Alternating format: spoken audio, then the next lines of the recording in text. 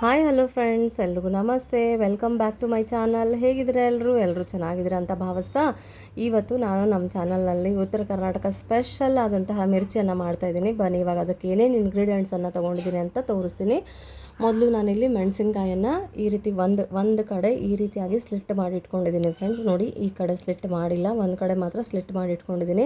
ಹಾಗೆ ನಾನು ಮಕ್ಕಳು ತಿನ್ನೋದ್ರಿಂದ ಇಲ್ಲಿ ಕೆಲವೊಂದಿಷ್ಟು ಬೀಜಗಳನ್ನು ಒಂದು ಸ್ಪೂನಿಂದ ನಾನು ಇದರೊಳಗಿರೋ ಬೀಜನ ತೆಗೆದಿಟ್ಕೊಂಡಿರ್ತೀನಿ. ಸೊ ನಿಮಗೇನಾದರೂ ಖಾರ ಬೇಕು ಅಂತ ಅನಿಸಿದರೆ ನೀವು ಬೀಜನ ತೆಕ್ಕೊಳ್ಳೋಕ್ಕೆ ಹೋಗಬೇಡಿ. ಆಮೇಲೆ ಇನ್ನೊಂದೇನಂತಂದರೆ ಇದು ಮುಂದ್ಗಡೆ ಸ್ವಲ್ಪ ಕಟ್ ಮಾಡಿ ಇಟ್ಕೋಬೇಕು ಫ್ರೆಂಡ್ಸ್. ಅದರಿಂದ ಏನಾಗುತ್ತೆ ಅಂತಂದರೆ ನಾವು ಎಣ್ಣೆಯಲ್ಲಿ ಕರಿಲಿಕ್ಕೆ ಇದು ಮೆಣಸಿನ್ಕಾಯಿನ ಹಾಕ್ತೀವಲ್ವ, ಸಿಡಿಯೋದಿಲ್ಲ.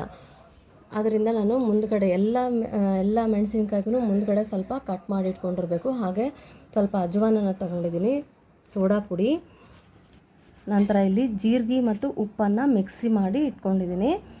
ಇದು ಏನಕ್ಕೆ ಹೆಲ್ಪ್ ಆಗುತ್ತೆ ಅಂತಂದರೆ ಇದು ಮೆಣಸಿನ್ಕಾಯಿ ಈ ಥರ ಸ್ಲಿಟ್ ಮಾಡಿ ಇಟ್ಕೊಂಡಿದ್ದೀನಲ್ವ, ಇದ್ರ ಒಳಗಡೆ ನಾನು ಇದನ್ನು ಜೀರಿಗೆ ಮತ್ತು ಉಪ್ಪನ್ನು ಫಿಲ್ ಮಾಡ್ಕೊತೀನಿ. ನಂತರ ಸ್ವಲ್ಪ ಚಾಟ್ ಮಸಾಲ, ಒಂದು ಗ್ಲಾಸಷ್ಟು ನೀರು, ಒಂದು ಬೌಲಷ್ಟು ಕಡಲೆ ಹಿಟ್ಟು, ನಂತರ ರುಚಿಗೆ ತಕ್ಕಷ್ಟು ಉಪ್ಪು. ನೋಡಿ ಫ್ರೆಂಡ್ಸ್, ಇವಾಗ ನಾನು ಮೆಣಸಿನ್ಕಾಯಿಯನ್ನು ಒಂದು ಕಡೆ ಸ್ಲಿಟ್ ಮಾಡಿಬಿಟ್ಟು ಇಟ್ಕೊಂಡಿರ್ತೀನಲ್ಲ, ಅದಕ್ಕೆ ನಾನು ಜೀರಿಗೆ ಮತ್ತು ಉಪ್ಪನ್ನು ಸ್ಟಫಿಂಗಿಗಾಗಿ ಯೂಸ್ ಮಾಡ್ತಾಯಿದ್ದೀನಿ. ಸೊ ನೀವು ಏನಾದರೂ ತೆಲಂಗಾಣ ಸ್ಟೈಲಲ್ಲಿ ನೀವು ಮಾಡಬೇಕಂತಂದರೆ ಅವರು ಹುಣಸೆಹಣ್ಣಿನ ರಸನ ಕೂಡ ಇದಕ್ಕೆ ಆ್ಯಡ್ ಮಾಡ್ತಾರೆ ಫ್ರೆಂಡ್ಸ್ ಸ್ಟಫಿಂಗಿಗೆ. ನನಗೆ ಜೀರಿಗೆ ಉಪ್ಪು ತುಂಬಿನ ಅಭ್ಯಾಸ ಇದೆ, ಸೊ ನಾನು ಅದಕ್ಕೋಸ್ಕರ ಜೀರಿಗೆ ಉಪ್ಪನ್ನು ತುಂಬ್ತಾಯಿದ್ದೀನಿ.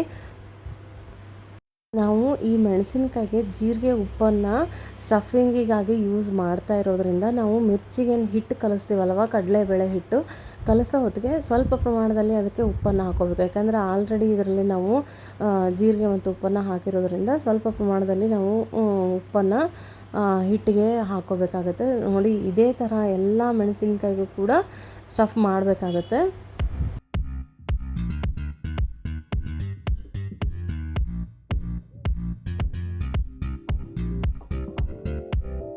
ನೋಡಿ ಫ್ರೆಂಡ್ಸ್, ಇವಾಗ ಎಲ್ಲ ಮೆಣಸಿನ್ಕಾಯಿಗೂ ಜೀರಿಗೆ ಮತ್ತು ಉಪ್ಪನ್ನು ತುಂಬಿದ್ಮೇಲೆ ಮಿರ್ಚಿಗೆ ಹಾಕಲಿಕ್ಕೆ ಹಿಟ್ಟನ್ನು ರೆಡಿ ಮಾಡ್ಕೊಳ್ತಾ ಇದ್ದೀನಿ.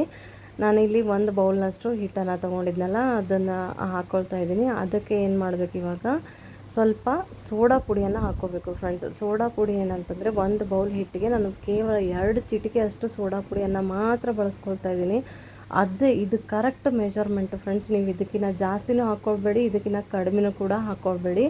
ಹಾಗೆ ರುಚಿಗೆ ತಕ್ಕಷ್ಟು ಉಪ್ಪನ್ನು ಹಾಕ್ಕೋಬೇಕು. ಇದರಲ್ಲಿ ಉಪ್ಪು ನೋಡಿ ಸ್ವಲ್ಪ ಮಾತ್ರ ಹಾಕ್ಕೊಂಡಿರಬೇಕು. ಯಾಕಂದರೆ ನಾನು ಆಲ್ರೆಡಿ ಮೆಣಸಿನ್ಕಾಯಲ್ಲಿ ಸ್ಟಫಿಂಗಿಗಾಗಿ ನಾನು ಜೀರಿಗೆ ಮತ್ತು ಉಪ್ಪನ್ನು ಹಾಕ್ಕೊಂಡಿದ್ದೀನಿ. ಹಾಗೆ ಇಲ್ಲಿ ಅಜ್ವಾನನ್ನು ಕೂಡ ಹಾಕ್ಕೊಳ್ತಾ ಇದ್ದೀನಿ. ಅಜ್ವಾನನ್ನು ನಾವು ಡೈರೆಕ್ಟಾಗಿ ಹಾಕೋ ಬದಲಾಗಿ ನಾವು ಕೈಯಲ್ಲಿ ಸ್ವಲ್ಪ ಕ್ರಷ್ ಮಾಡಿಬಿಟ್ಟು ಹಾಕ್ಕೋಬೇಕು. ಸೊ ಅದರಿಂದ ಏನಾಗುತ್ತೆ, ಅರೋಮಾ ಚೆನ್ನಾಗಿ ಬರುತ್ತೆ ಫ್ರೆಂಡ್ಸ್, ಅದು ಅಜ್ವಾನದ್ದು. ಇವಾಗ ಆ ಹಿಟ್ಟಿಗೆ ಸ್ವಲ್ಪ ನೀರನ್ನು ಹಾಕ್ಕೊಂಬಿಟ್ಟು ಕಲಿಸ್ಕೋಬೇಕು. ನಾವು ಒಟ್ಟಿಗೆ ಅಷ್ಟು ನೀರನ್ನು ಹಾಕ್ಕೊಂಬಿಟ್ಟು ಕಲಿಸ್ಕೋಬಾರ್ದು. ನೋಡಿ, ಇಲ್ಲಿ ಸ್ವಲ್ಪ ಗಂಟಿರಲಾರ್ದ ರೀತಿಯಲ್ಲಿ ನಾವು ಕಲಿಸ್ಕೋಬೇಕಾಗತ್ತೆ ಹಿಟ್ಟನ್ನು. ಚೆನ್ನಾಗಿ ಇದನ್ನು ಹದ ಬರೋ ಥರ ನಾವು ಸ್ಪೂನಲ್ಲಿ ಕಲಿಸ್ಕೋಬೇಕು.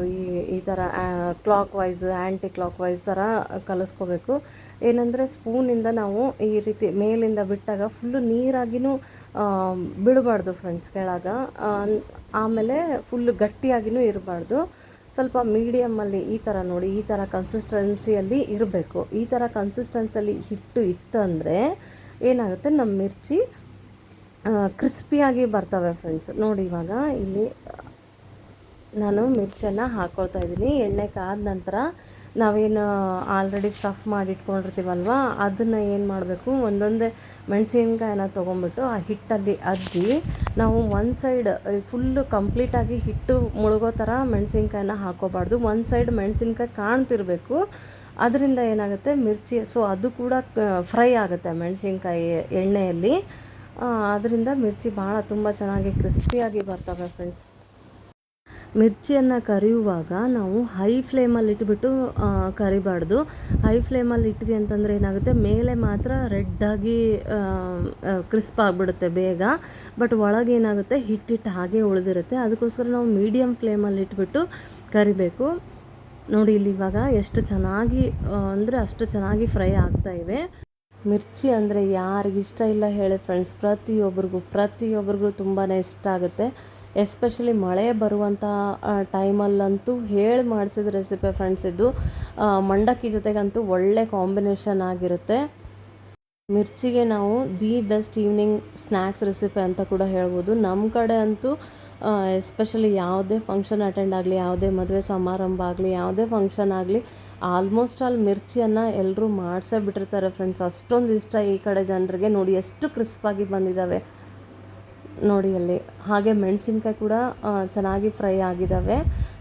ಹಿಟ್ಟು ಕೂಡ ಎಷ್ಟು ಚೆನ್ನಾಗಿ ಕ್ರಿಸ್ಪಾಗಿ ಬಂದಿದ್ದಾವೆ ಫ್ರೆಂಡ್ಸ್. ಇದರಲ್ಲಿ ಮೇನ್ ಸೋಡಾ ಪುಡಿ ಹಾಕೋದ್ರಲ್ಲಿರುತ್ತೆ. ನಾನು 1 ಬೌಲ್ ಹಿಟ್ಟಿಗೆ ಕೇವಲ 2 ಚಿಟಿಕೆಯಷ್ಟು ಮಾತ್ರ ಸೋಡಾ ಪುಡಿಯನ್ನು ಹಾಕ್ಕೊಂಡಿದ್ದೆ. ಸೊ ನೀವೇನಾದರೂ ಸೋಡಾ ಪುಡಿ ಹಾಕೋದ್ರಲ್ಲಿ ಹೆಚ್ಚು ಕಮ್ಮಿ ಆಗಬಾರ್ದು. ಒಂದು ವೇಳೆ ನೀವೇನಾದರೂ ಜಾಸ್ತಿ ಸೋಡಾ ಪುಡಿ ಹಾಕಿದ್ರಿ ಅಂದ್ಕೊಳ್ಳಿ, ಆವಾಗ ಅದೇನಾಗುತ್ತೆ, ಮಿರ್ಚಿಯನ್ನು ನಾವು ಈ ಥರ ಎಣ್ಣೆಯಲ್ಲಿ ಬಿಟ್ಟಾಗ ಮಿರ್ಚಿ ಮೆಣಸಿನ್ಕಾಯಿ ಒಂದು ಕಡೆ ಆಗುತ್ತೆ, ಹಿಟ್ಟು ಒಂದು ಕಡೆ ಆಗುತ್ತೆ. ಆ ಥರ ಸಪ್ರೇಟಾಗಿ ಆಗಿಬಿಡ್ತವೆ ಫ್ರೆಂಡ್ಸ್. ಅದ್ರ ಜೊತೆಗೆ ತಿನ್ನೋದಕ್ಕೂ ಕೂಡ ನಮಗೆ ಇಷ್ಟ ಆಗಲ್ಲ ಸೋಡಾ ಪುಡಿ ಜಾಸ್ತಿ ಆದರೆ. ಹಾಗೆಯೇ ನಾವು ಕಡಿಮೆ ಕೂಡ ಹಾಕಬಾರ್ದು ಸೋಡಾ ಪುಡಿ ಕಡಿಮೆ ಹಾಕಿದರೆ ಏನಾಗುತ್ತೆ, ಗಟ್ಟಿ ಆಗಿಬಿಡುತ್ತೆ ಮಿರ್ಚಿ.